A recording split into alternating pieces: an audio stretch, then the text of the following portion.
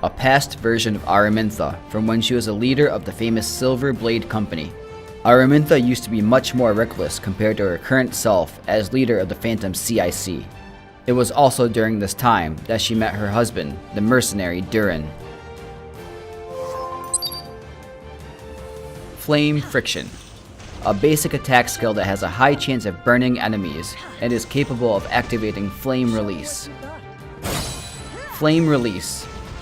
A passive skill that triggers an extra attack if the enemy is burned. It also increases the caster's combat readiness, enabling her to attack more frequently. Meteor Fall. A powerful AoE skill that can both stun and burn enemies. Capable of inflicting multiple burn effects, she can deal fatal damage to her enemies. Silver Blade Aramintha is a light elemental mage who can deal AoE damage and inflict powerful burn debuffs. Meteor Fall can halt enemies by stunning them while dealing fatal damage through burning. She has a high chance of activating Flame Release when using Flame Friction, and can increase her combat readiness to reduce the time before her next attack.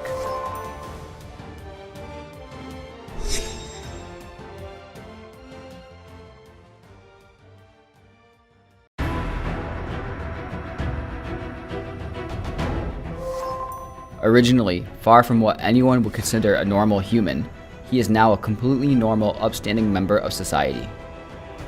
Every word out of his mouth is considerate and he has impeccable manners. Sacred Power. A buff skill that heals an ally and the caster, while granting invincibility and increased attack. Divine Punishment. An AoE skill that targets all enemies while also healing the ally with the lowest health proportional to the damage dealt. Punishment. A basic attack skill that heals the ally with the lowest health proportional to the damage dealt. Blaze Dingo is a light elemental soul weaver who heals proportional to damage dealt.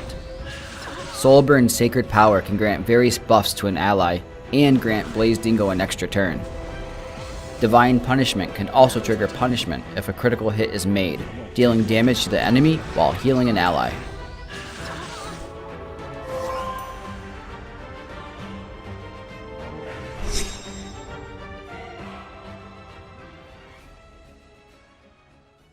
My legends, we are here. Patch notes. Here we go.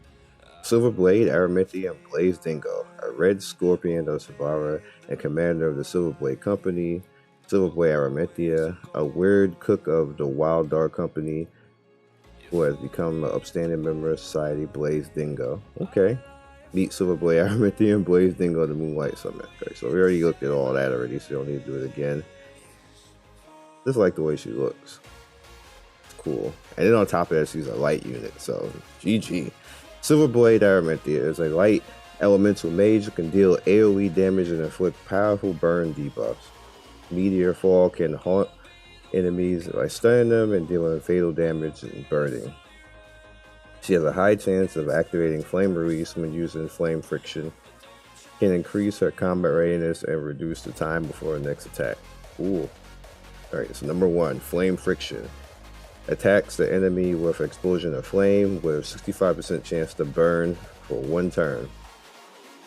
And the soul burn effect, so that's the number 1, gets the soul burn effect, increases to 100%, ignores resistance. Okay. Flame Release activates release if the enemy is burned. Flame Friction. Release attacks all enemies with mystic fire energy, increasing combat readiness to 30%. Okay. And Meteor Fall, we already seen that, the GG on that. Drops a giant meteor with 40% with a 40% max 50% chance to inflict 3 burn effects to 2 turns. Okay. After awakening, drops a giant meteor to stun all enemies for 1 turn with 40% chance to inflict. And yeah, that sounds crazy. That sounds crazy. All right, Dingo. At least he looks better now. He still got the arm, the freaky arm. He looks better. Blaze Dingo is a light elemental soul weaver who heals proportional to the damage dealt. Uh-oh. Soul Burn Sacred Power can grant various buffs to an ally. Grant Blaze Dingo an extra turn. Divine Punishment can also trigger punishment if the critical hit is made, dealing damage while healing. This sounds like Aether. Anyway. Attacks the enemy with a sharp dagger, healing the ally with the lowest health amount. Recover increased portion of damage dealt. Yeah, that sounds a lot like Aether. Divine Bolt attacks all enemies with giant gauntlet, healing the ally with the lowest health. Amount recovered increases portion of damage dealt. After awakening, attacks all enemies with giant gauntlet, healing the ally with the lowest health. Critical hit activates punishment. Interesting. Amount recovered increases proportional to the damage dealt. Alright. Last one, Sacred Power heals an ally and the caster with Sacred Power, grants invincibility for 1 turn and increases attack for 2 turns. The amount recovered increases the caster's attack. Nice. So he's an attack Soul Weaver. I wonder how much he scales, because that would make him. It makes him exactly like, not exactly like Aether, but this could be an interesting character to actually have. Make you like Dingo. But I thought this was interesting right here. Number 2, the Azamanak Hunt. The Unity, the Unity, Immunity, and Raid sets can be obtained in this hunt. Attempt the new Azamanak Hunt today. Receive your most wanted equipment.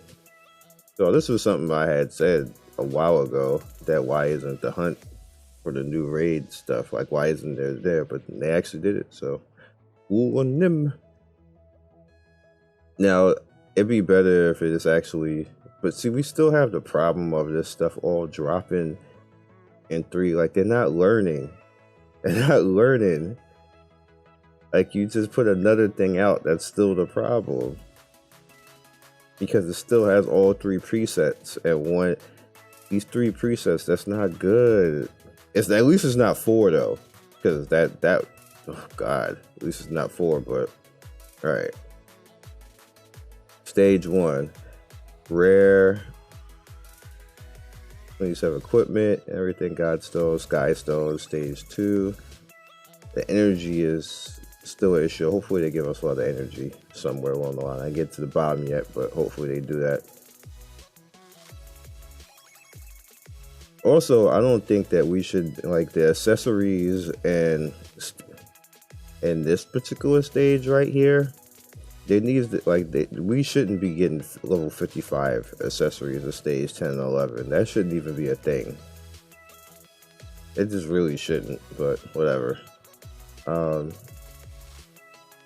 crafting, it's still the same thing. Again, like, it needs to be separated. Like, we're just repeating the same problem all over again. It's just stuff, it needs to be a separate, all these need to be separate tabs right here. You should be able to click this tab and just go after that set. Click this tab, go after that set. Click this tab, go after that set. Alright. Yeah, same thing. Alright, so something to actually be excited for. Especially change Captain Rikoris.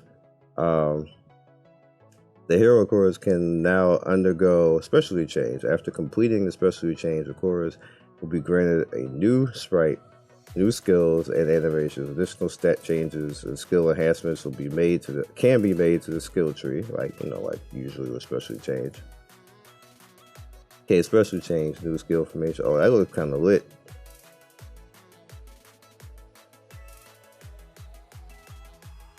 Yeah, it looks kind of lit.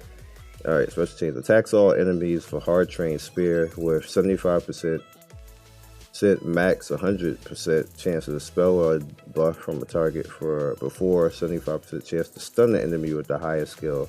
Caster recovers health after attack. The amount recovered proportion to the caster's attack. Okay. so we can actually go after him. The hero can not be reverted and stuff. Okay, so we already know all that. So what do we need? We need 500 artificial creatures, 6 blood flakes of bone catalyst. Do I even have that?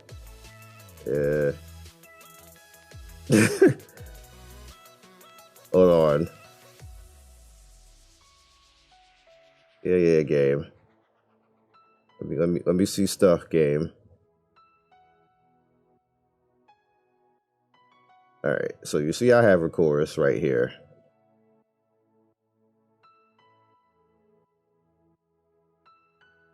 So we're gonna go in and see if I have blood flakes now. Let's go to other. What is that exactly? Oh shoot.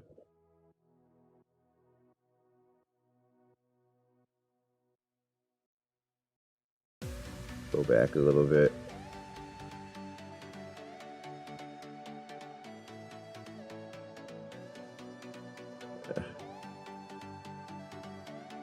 I don't see that anywhere.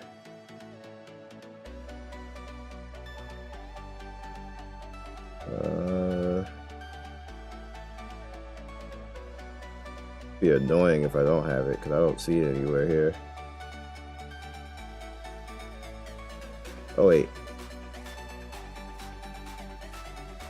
we're good. All right, we're good. So I got that already. Complete arena 250. What? What?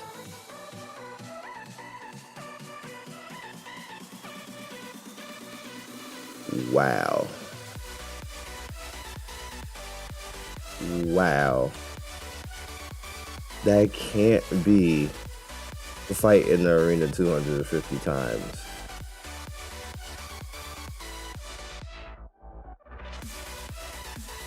Wow. Moving along. After the specialty change. Wow. I'm blown away by this.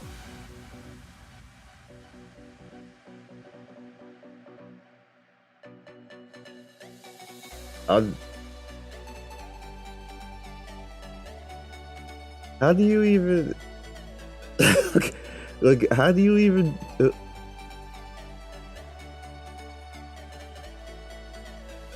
Wow. Okay. Rune Enhanced results increases health by 10%, increase defense by 10%, increase hit chance by 5%, increase effectiveness by 10%, increases damage dealt with Supreme Spear by 5%, increase in healing of Supreme Spear by 200.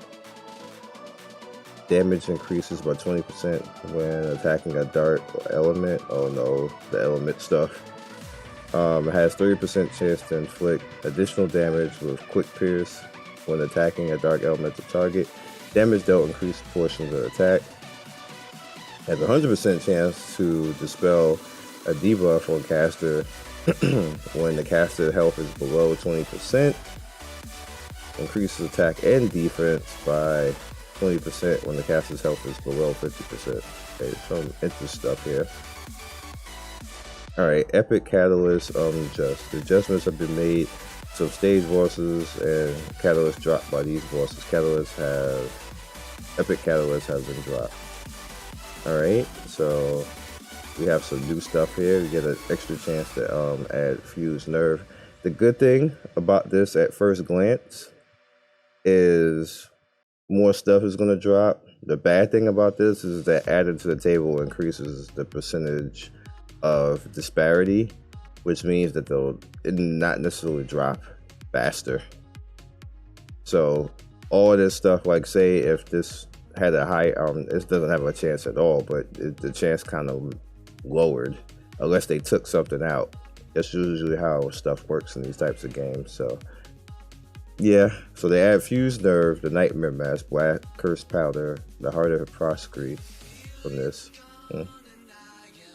Improvements been made to memory, imprint, and transmission. Okay, that's something different. When heroes have been previously imprisoned, huh? When heroes have been previously, does that mean imprinted? Or transferred to a new hero?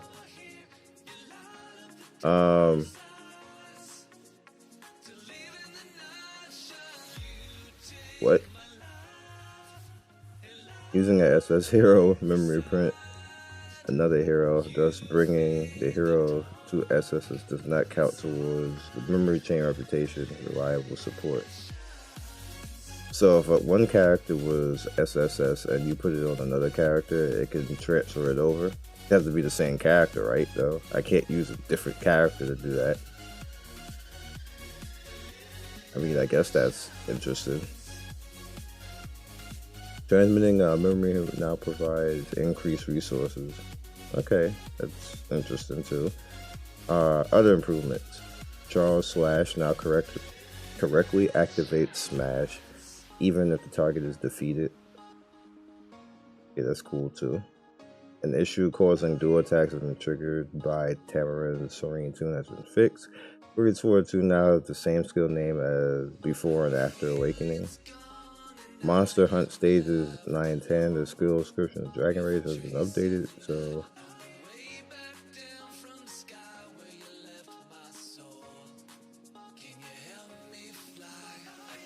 is that a nerf? That looks like a nerf. Fire Breath enhanced to activate an attack unless a caster is afflicted by 2 or more debuffs, increases the attack permanently by 20% after using Dragon Might skill. In Adventure Stage 6-7, Spell Absorb is okay. Combat Readiness includes all allies. On Abyss 4, 84, description of Roman's event horizon has been updated to match the skill effect. No adjustments have been made to the actual effect. Alrighty, it's a powerful gravity skill. Spear at all enemies, dispensing all buffs from the enemies and debuffs from allies, increases attack and defense. Allies with 3 turns. Shoots are powerful. Okay, we already saw that. Sharp tongue. Attacks with a hidden weapon when enemy is asleep, deals more damage. On the Abyss 89, the Dust Skull Warriors Light Afterlife has been summoned.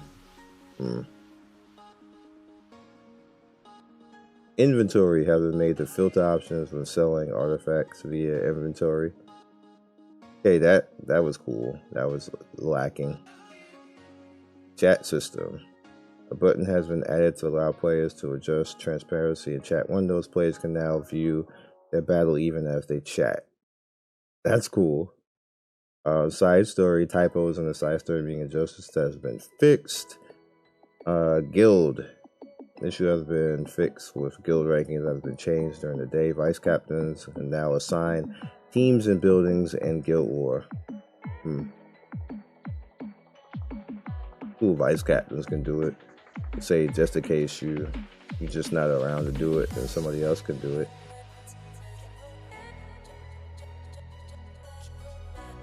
Players can now tap to see more in the following logs: battle log, war status, and the guild hall. The requirement notification icon for the guild war has now changed. The icon now appears as uncollected rewards and unused guild crest.